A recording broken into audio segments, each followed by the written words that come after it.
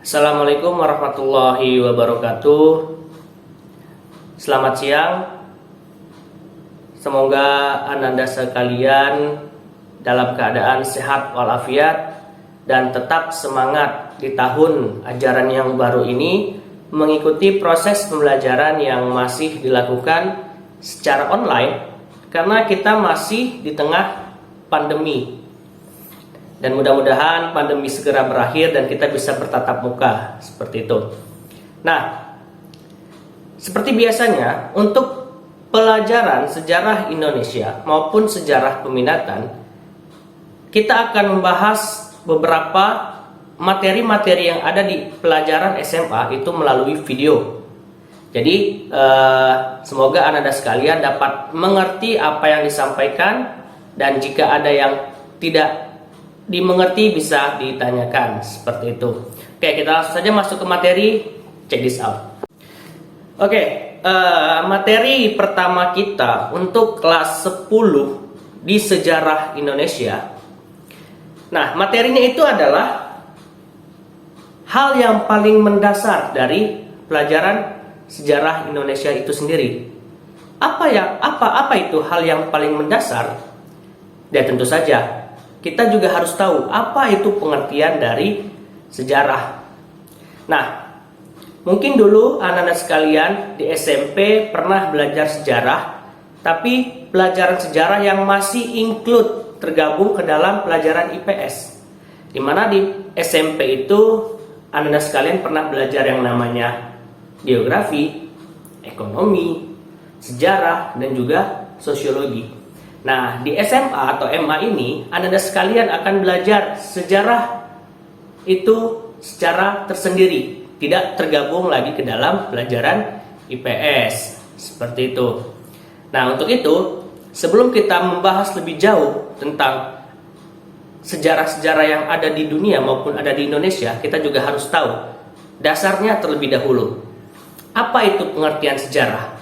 Nah, sejarah di sini itu berasal dari kata syajarotun, yang artinya pohon. Nah, kenapa artinya pohon dalam bahasa Arab?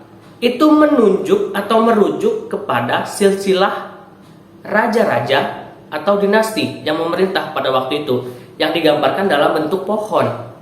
Ya, di atas. Misalnya Muhammad, di bawahnya siapa? Anak-anaknya, terus cucu-cucunya dan lain sebagainya.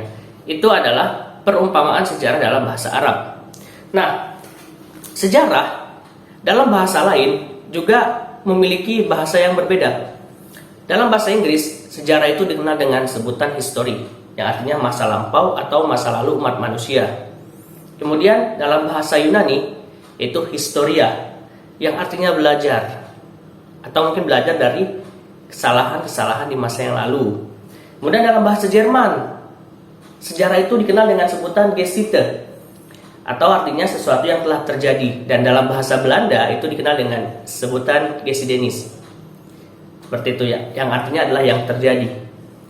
Nah, itu tadi kata sejarah berasal dari mana?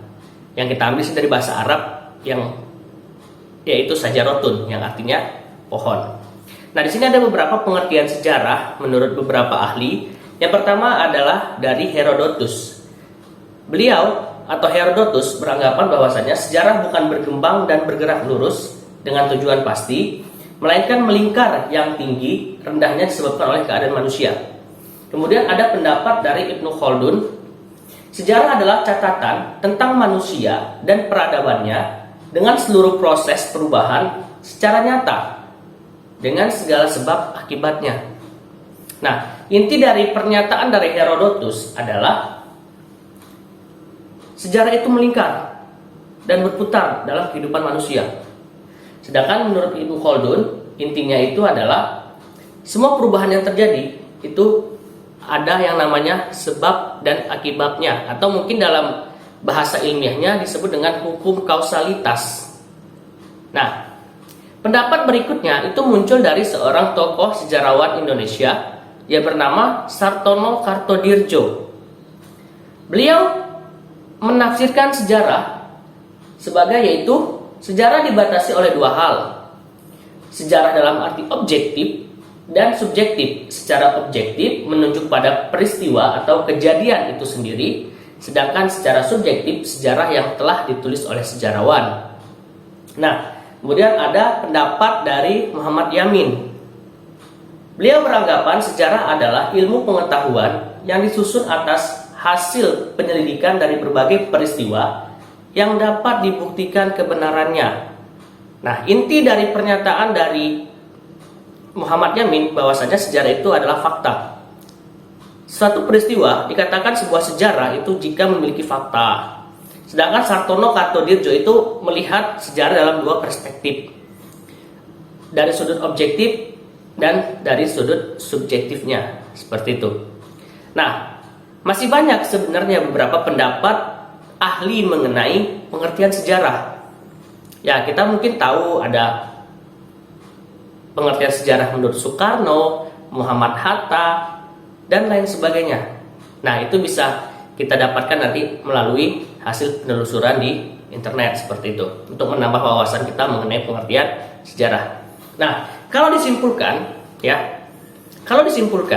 sejarah itu adalah ilmu pengetahuan yang mempelajari berbagai peristiwa atau kejadian yang terjadi dalam kehidupan manusia pada masa lalu.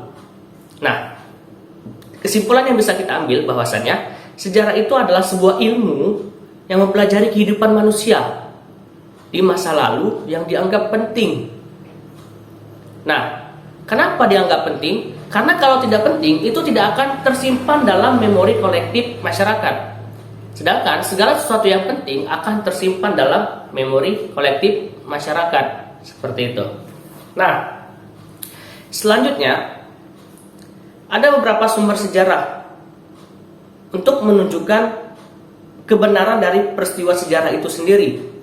Nah, di sini dibagi menjadi 3 bagian untuk sumber sejarah. Yang pertama ada sumber lisan, ada sumber tertulis, dan juga ada sumber benda atau artefak. Sumber lisan adalah sumber yang diperoleh dari penuturan yang terlibat atau menyaksikan sejarah. Nah, di sini kita bisa bagi menjadi 2 bagian. Yang pertama ada pelaku sejarah, dan yang kedua ada saksi sejarah. Nah, sumber lisan keakuratannya mungkin tidak sampai 100%. Kenapa? Karena yang namanya sumber lisan itu mungkin akan ada beberapa hal yang terhilang atau ditambahkan dari penuturan para pelaku sejarah ataupun saksi. Meskipun jalan ceritanya sesuai dengan apa yang sebenarnya, tapi yang namanya subjektivitas itu akan menambah dan mengurangi beberapa hal, atau mungkin mereka lupa dengan kejadian tersebut, seperti itu. Nah, itu sumber lisan yang berasal dari pelaku sejarah ataupun saksi sejarah yang menyaksikan atau terlibat langsung dalam peristiwa tersebut. Kita ambil contoh misalnya peristiwa proklamasi kemerdekaan Indonesia. Pelakunya siapa? Ada Insinyur Soekarno. Saksinya siapa? Ya, ada Sultan Syahrir, ada Ahmad Subarjo, dan lain sebagainya. Itu contohnya. Kemudian ada sumber tulisan. Nah, sumber tulisan ini keterangan tentang peristiwa masa lampau yang disampaikan secara tertulis. Nah, dulu mungkin dalam masyarakat Indonesia belum mengenal yang namanya buku. Jadi mereka menulis sebuah peristiwa itu melalui batu yang dikenal dengan sebutan prasasti. Apalagi Indonesia baru mengenal tulisan itu sejak masuknya Hindu-Buddha ke Indonesia. Nah, sekitar kurang lebih abad ke-4 Masehi. Dan mereka menitipkan apa yang terjadi di masa mereka itu melalui sebuah batu yang mereka tulis, yang dikenal dengan sebutan prasasti, yang menggunakan huruf Sanskerta, yang menggunakan huruf Pallawa, seperti itu. Nah, hal tersebut juga membuktikan bahwasannya ya beginilah keadaan masyarakat pada waktu itu. Kita ambil contoh misalnya di Yupa, batu tulis yang ada di Kerajaan Kutai, yang salah satunya itu menyebutkan tentang sosok Raja Mula Warman. Nah, dari situlah kita bisa mengenal bagaimana peristiwa itu terjadi di masa lalu itu seperti apa keadaannya. Nah, sumber yang ketiga ada sumber benda atau artefak. Sumber benda atau artefak adalah sumber benda yang berasal dari benda-benda kebudayaan atau peninggalan-peninggalan. Kita bisa lihat di sini ada contohnya, ada perambah, ada candi, ada gerabah, ada kapak, dan juga ada bebatuan.